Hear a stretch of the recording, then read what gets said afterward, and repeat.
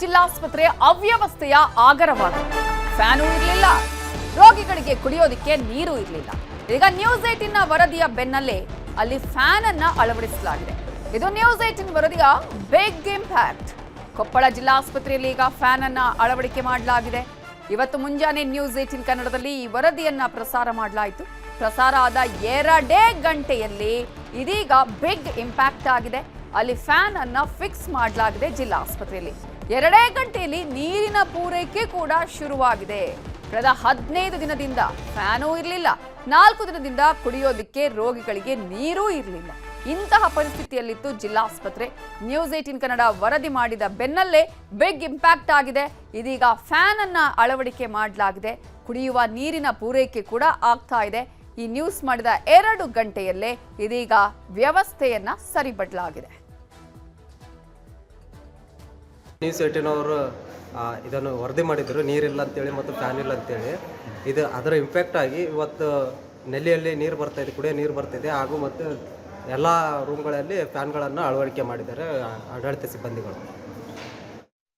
ಕನಿಷ್ಠ ಸೌಕರ್ಯವೂ ಕೂಡ ಇರಲಿಲ್ಲ. ಏನಾದರೂ ಆಸ್ಪತ್ರೆಗೆ ರೋಗಿಗಳು ಹೋಗಬೇಕು ಅಂತ ಹೇಳಿದ್ರೆ ಅವರೇ ಫ್ಯಾನ್ ಹಿಡ್ಕೊಂಡು ಹೋಗಬೇಕು ಅನ್ನುವಂತಹ ಪರಿಸ್ಥಿತಿ ಇತ್ತು. ನೀರನ್ನು ಅವರೇ ತಗೊಂಡು ಹೋಗಬೇಕಾದಂತಹ ಪರಿಸ್ಥಿತಿ ಇತ್ತು. ಆ ರೀತಿಯಾದಂತಹ ಪರಿಸ್ಥಿತಿ ಇತ್ತು. ಸೆಕೆ ತಾಳಲಾಗದೆ ಮನೆಯಿಂದನೇ ಫ್ಯಾನ್ ಅನ್ನ ತರ್ತಾ ಇದ್ರು ರೋಗಿಗಳು. ಇದೇ ವಿಚಾರಕ್ಕೆ ಸಂಬಂಧಪಟ್ಟ ಹಾಗೆ ಇನ್ನಷ್ಟು ಡೀಟೇಲ್ಸ್ ಅನ್ನ ಕೊಡೋದಕ್ಕೆ ನಮ್ಮ ರಿಪೋರ್ಟರ್ ಶರಣಪ್ಪ ಬಾಚಲಾಪುರ ಈಗ ಫೋನ್ ಸಂಪರ್ಕದಲ್ಲಿ ಜಾಯ್ನ್ ಆಗಿದ್ದಾರೆ. ಶರಣಪ್ಪ, ಕಿಮ್ಸ್ನಲ್ಲಿ ಕನಿಷ್ಠ ಸೌಲಭ್ಯ ಕೂಡ ಇರಲಿಲ್ಲ. ರೋಗಿಗಳು ಈ ಒಂದು ಬೇಸಿಗೆಯಲ್ಲಿ ನೀರು ಅವರೇ ತಗೊಂಡು ಹೋಗಬೇಕಾಗಿತ್ತು, ಫ್ಯಾನು ತಗೊಂಡು ಹೋಗಬೇಕಾದಂತಹ ಪರಿಸ್ಥಿತಿ ಇತ್ತು. ಇದೀಗ ನ್ಯೂಸ್ 18 ವರದಿ ಆದ್ಮೇಲೆ ಏನೆಲ್ಲ ಬೆಳವಣಿಗೆಗಳಾಯ್ತು? ಏನು ಕೊಪ್ಪಳದ ಜಿಲ್ಲಾಸ್ಪತ್ರೆ ಇದು ಕಿಮ್ಸಿನ ಅಂಡರ್ನಲ್ಲಿ ಇರುವಂತ ಅಂದ್ರೆ ವೈದ್ಯಕೀಯ ಬೋಧಕ ಆಸ್ಪತ್ರೆಗೆ ಅದು ಜಿಲ್ಲಾಸ್ಪತ್ರೆ ಇದೆ. ಇಂಥ ಸಂದರ್ಭದಲ್ಲಿ ಏನು ಕಳೆದ 15 ದಿನಗಳಿಂದ ಒಂದು ವಾರ್ಡ್ನಲ್ಲಿ, ಅದು ಚಿಕ್ಕ ಮಕ್ಕಳ ವಾರ್ಡ್ ಮತ್ತು ಕೆಲವೊಂದು ವಾರ್ಡ್ಗಳಲ್ಲಿ ಒಂದಿಷ್ಟು ಫ್ಯಾನ್ಗಳು ಕೆಟ್ಟು ಹೋಗಿದ್ದು ಮತ್ತು ಆಗ ಫ್ಯಾನ್ ಜೋಡಣೆ ಆಗಲಿಲ್ಲ. ಈಗ ಉರಿ ಬಿಸಿಲಿನ ಹಿನ್ನೆಲೆಯಲ್ಲಿ ಅಲ್ಲಿ ಇರುವಂತ ರೋಗಿಗಳು ಸಾಕಷ್ಟು ಸಮಸ್ಯೆ ಎದುರಿಸ್ತಾರೆ. ಆ ಜೊತೆಗೆ ಅಲ್ಲಿರುವಂತ ಕುಡಿಯುವ ನೀರಿನ ಸಮಸ್ಯೆ ಸಹ, ಆ ನಲ್ಲಿಯಲ್ಲಿ ನೀರು ಬರ್ತಾ ಇಲ್ಲ. ಈ ಕುರಿತು ಇವತ್ತು ಏನು ಮುಂಜಾನೆ ನ್ಯೂಸ್ 18 ಏನು ವಿಸ್ತೃತ ವರದಿ ಬಂತು. ವರದಿ ಬಂದ ತಕ್ಷಣವೇ ಎಚ್ಚೆತ್ತುಕೊಂಡಿರುವಂತ ಅಧಿಕಾರಿಗಳು, ಕಿಮ್ಸಿನ ಅಧಿಕಾರಿಗಳು ಮತ್ತು ಜಿಲ್ಲಾಸ್ಪತ್ರೆಯ ಸಿಬ್ಬಂದಿಯವರು ತಕ್ಷಣಕ್ಕೆ ಅಲ್ಲಿ ಏನು ವಾರ್ಡ್ನಲ್ಲಿರುವ ಚಿಕ್ಕ ಮಕ್ಕಳ ವಾರ್ಡ್ನಲ್ಲಿರುವಂತ ಫ್ಯಾನ್ಗಳನ್ನ ಅಳವಡಿಕೆ ಮಾಡ್ಕೋಬೇಕಿತ್ತು. ಎಲ್ಲಾ ಫ್ಯಾನ್ಗಳನ್ನು ರಿಪೇರಿ ಮಾಡಿ ಅವುಗಳನ್ನು ಜೋಡಣೆ ಮಾಡಿದ್ರು. ಜೊತೆಗೆ ಏನು ಕುಡಿಯೋ ನೀರಿನ ಏನು ನಲ್ಲಿಯಲ್ಲಿ ನೀರು ಬರ್ತಾ ಇದೆಯಲ್ಲ, ಆ ನೀರನ್ನು ಬಿಟ್ಟಾರೆ. ಆದ್ರೆ ಇಷ್ಟು ಫಿಲ್ಟರ್ ಮಾಡಿ ನೀಡಬೇಕು ಅನ್ನುವಂಥ ಒತ್ತಾಯ ಸಹ ಅವ್ರದ್ದಿದೆ. ಆದ್ರೆ ಒಟ್ಟಾರೆ ಹೇಳೋದೇನೆಂದ್ರೆ, ಏನು ಇಲ್ಲಿವರೆಗೂ ಕಳೆದ 15 ದಿನಗಳಿಂದ ಸಮಸ್ಯೆ ಇತ್ತು.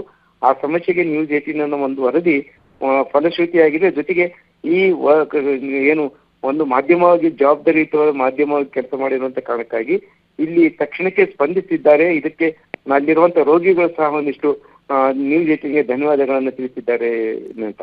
ಥ್ಯಾಂಕ್ ಯು ಶರಣಪ್ಪ ಬಾಚಲಾಪುರ ಡೀಟೇಲ್ಸ್ಗೆ. ಹರಿಹರ ಪೀಠದಿಂದ ವಚನಾನಂದ ಶ್ರೀಗಳ ಉಚ್ಚಾಟನೆ ಹಿನ್ನೆಲೆ ಶ್ರೀಗಳ ವಿರುದ್ಧ ಮಠದ ಪ್ರಧಾನ ಧರ್ಮದರ್ಶಿ ದೂರನ್ನ ಕೊಟ್ಟಿದ್ದಾರೆ. ಹರಿಹರ ಪೀಠದಿಂದ ಈಗಾಗಲೇ ವಚನಾನಂದ ಶ್ರೀಯನ್ನ ಉಚ್ಚಾಟನೆ ಮಾಡಲಾಗಿದೆ.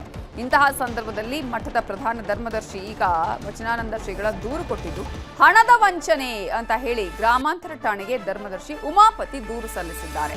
ಹರಿಹರ ಜಾತ್ರೆ ವೇಳೆ ವಚನಾನಂದ ಶ್ರೀಗಳು ಭಕ್ತರಿಂದ ಹಣ ಪಡೆದಿದ್ದಾರೆ. ರಶೀದಿ ಹಾಕದೆ ಹಲವು ಭಕ್ತರಿಂದ ಹಣವನ್ನ ಪಡ್ಕೊಂಡಿದ್ದಾರೆ. ಅವರಿಗೆ ರಿಸಿಪ್ಟ್ ಕೊಡಬೇಕಾಗಿತ್ತು. ಹಣ ಪಡ್ಕೊಂಡಂತಹ ಸಂದರ್ಭದಲ್ಲಿ ಅದನ್ನ ನೇರವಾಗಿ ಕಲೆಕ್ಟ್ ಮಾಡ್ಕೊಂಡಿದ್ದಾರೆ. ಕಲೆಕ್ಟ್ ಮಾಡಿದ ಹಣವನ್ನ ಅವರು ಟ್ರಸ್ಟಿಗೂ ಕೂಡ ಕೊಟ್ಟಿಲ್ಲ. ಶ್ರೀಗಳು ಬೇರೆ ಕಡೆ ಆ ಹಣವನ್ನ ಹೂಡಿಕೆ ಮಾಡಿದ್ದಾರೆ. ಈ ಹಣದ ಲೆಕ್ಕ ಕೇಳೋದಕ್ಕೆ ನಾವು ಸಭೆ ಕರೆದಿವು, ಹಣದ ಬಗ್ಗೆ ತನಿಖೆ ಮಾಡಿ ಅಂತ ಹೇಳಿ ಉಮಾಪತಿ ದೂರನ್ನ ಈಗ ನೀಡಿದ್ದಾರೆ.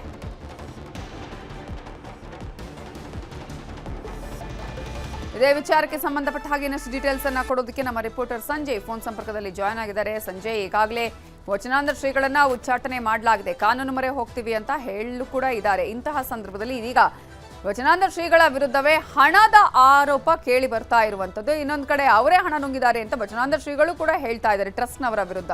ಒಟ್ಟಾರೆಯಾಗಿ ಈಗ ಉಲ್ಲೇಖ ಆದಂತಹ ದೂರಿನಲ್ಲಿ ಯಾವ ರೀತಿಯಾದಂತಹ ಅಂಶಗಳನ್ನ ಉಲ್ಲೇಖಿಸಲಾಗಿದೆ?